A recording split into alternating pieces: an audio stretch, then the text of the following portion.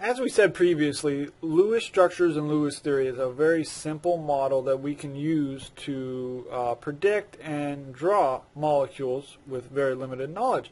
It turns out that there's a couple more advanced theories that we should at least briefly discuss and show how we can better understand why molecules form the way they do. Okay, one of the first ones, or the first one that we'll discuss, is valence bond theory, and what all this says is that basically, as two atoms form a bond, what is happening is that their electron orbitals overlap. And when they overlap, mainly due to constructive interference, the energy, potential energy associated with that overlapping is minimized. And as we have said time and time again, lower energy equals more stability. So here we have two hydrogens and their 1s orbitals quite far distance away. It's something that we wouldn't call a bond, and they have high potential energy. As they overlap their orbitals, their potential energy is decreased until a point where you get to the potential energy well, the lowest point where we've reached the most stable point. That point, that distance between the two hydrogen nuclei actually will determine the bond length of this molecule. Now, why wouldn't they just continue to overlap and decrease their energy? But, well, as we see that if they get closer and closer, the energy starts to go up again. And that occurs because eventually the two nucleus associated with the two hydrogen atoms will start to repel each other. The positive charges of the nuclei will repel each other, and that, of course, will increase the energy. So at some point you sort of hit a sweet spot where the atomic orbital overlap lowers the energy the most that it can, and that will determine its bond length and bond energy. So now we can look at all bonding as a function of overlapping of atomic orbitals.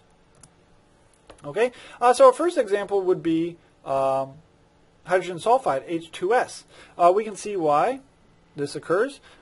We see that sulfur, if we take a look at its atomic orbital or orbital diagram, it has 3 s orbitals filled and two unpaired electrons in the 3p orbitals. So what could happen is, of course, a hydrogen atom would come down here, overlap with that electron. Another hydrogen atom overlaps with the next electron that is unpaired, and that overlapping of the orbitals will lower the potential energy, and that's why an H2S molecule with this arrangement would form. Okay? If we take a look at what would happen with carbon and hydrogen, we get a very different expectation or prediction from just overlapping of atomic orbitals from what we know occurs in nature. If we take a look at carbon's orbital diagram, we see that as 2s2, 2p2, two electrons in the 2p orbital are unpaired. So this current prediction gives us, or this current model would predict that we'd have one hydrogen atom overlap with one 2p electron, another hydrogen atom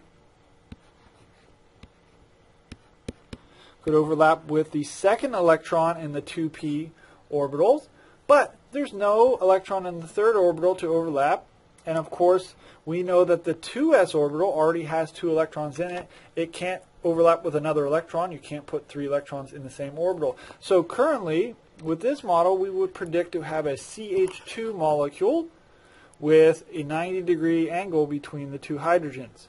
We've already observed that we have methane, CH4, with a 109.5 degree angle. So what happens? Well, it turns out that what we're looking at here, we can think of carbon's atomic orbitals. When it moves or wants to make a molecule, the orbitals sort of change into molecular orbitals, and that change was what we refer to as hybridization. So the orbitals for carbon, pictured here as a function of energy, hybridize or change to what we refer to as sp3 hybridized orbitals. The 3p orbitals and the 1s orbital change to the 4 sp3 orbitals, and 1 electron is in each orbital. So now what we have is if you have a hydrogen atom, and if you have 4 of them, one could come in, overlap there, one could overlap the second electron, and the third one would overlap with the third sp3 electron, and finally the 4th hydrogen atom can overlap with the 4th sp3 hybridized orbital, giving us our known methane molecule CH4.